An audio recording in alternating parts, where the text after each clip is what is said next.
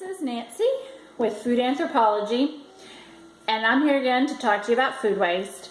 And it is so, it's a proud moment when you can train or inspire those around you, your family, your friends, on how to not waste food. And my prime example is my husband. Now, he's English, and I believe he actually lived a relatively thrifty life. And if anybody knows the culture in England, a lot of times they buy what they need. I mean, I've never seen such an empty refrigerator as my in-laws. And that's because they don't overbuy stuff. They buy what they like, and they use it. They don't, and they go to the store more frequently probably than most Americans do. Well, I bought a big bag of potatoes, 'cause we eat a lot of potatoes. And my husband went to go make one for himself. And he happened to find, now I do not have one, but they'd got moisture in the bag. And so some of them had spots and were kind of moldy. Now I know, because I've worked at a compost collective before, that if there's one bad potato, then most people think that all potatoes are bad. They're not. It's like that saying, like, well, there's one bad apple, rots the bushel. No, this is the most stupidest quote I've ever heard. One apple is not going to rot the whole bushel. And that's the same with our potatoes. You take the rotten one out, and that rotten one actually may be savable. And I'm going to show you, I have a remaining 6 potatoes here. There was probably a dozen. Because I came home and he's like, some of those potatoes were kind of gross, and I tried to save them, the ones I could. And what he did was very clever.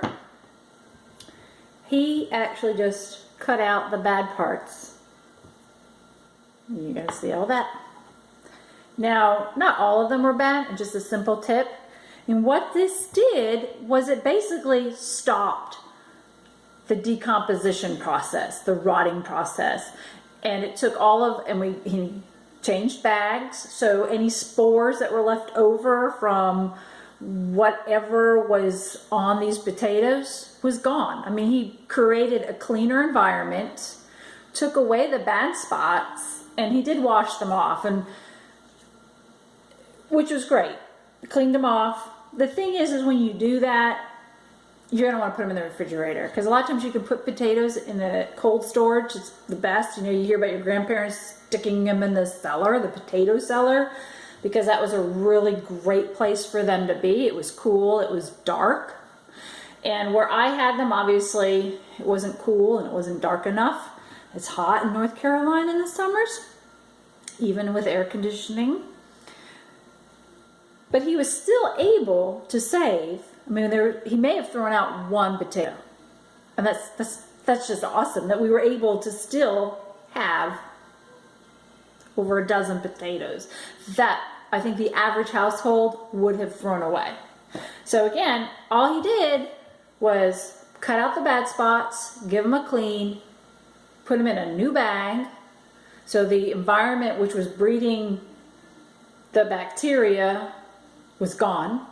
And then we put them in the refrigerator, and you'll see it has started to brown a little. And to me, that's kind of like your scab. It's like, this is the skin and this is the scab to protect that nice flesh underneath.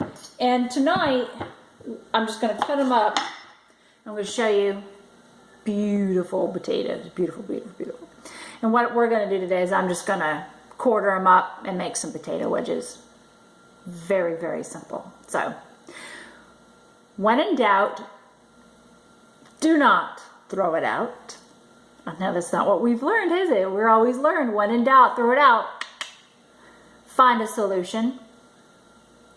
Save your food, because most of the time it's not bad. Save your money, because now you don't have to go and buy more potatoes.